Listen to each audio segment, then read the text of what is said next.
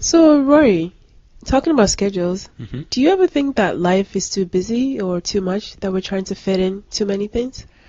Maybe for some people, not for me actually. Huh. I take life quite slowly, but I notice with my daughter Mm-hmm. that we're always sort of rushing her to do things. So when she comes home from school, she has to do her homework, Mm-hmm. and then one night a week she has to go to swimming. Then she has piano. Mm-hmm. Then she has like an acrobat lesson. Mm-hmm. When I was a kid, we did nothing after school.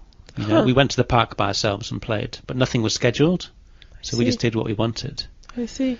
So do you think like kids today, we try and make them do too much, or they try and do too much? That's a really good question.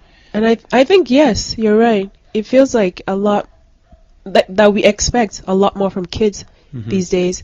Whereas, similar to your background too, when I was growing up, I felt sometimes that I was bored out of my mind because there was just nothing really much to do except for maybe go to the library and borrow some books and read. Right. And I had all the time in the world to read them. But these days, you see kids running around trying to do it all, play soccer or some kind of sports or do some club activities or just something. They're always busy, the kids Yeah. I see around me. Yeah. So, I think we're trying to make them maybe grow up too quickly or do too much too soon. When I was a kid, you just you found your own path. When you became a teenager, when you started to go to university, you started to make these choices. But now parents seem to, okay, the kid is going to do piano, and they're going to do soccer, and they're going to study hard for their, for exams. They're going to do extra math tuition. I don't know if kids can handle it. I don't know either. It also seems that it comes with our world today. It's a lot more competitive. Yeah. And what I've heard is like people are trying to prepare their kids as much as possible.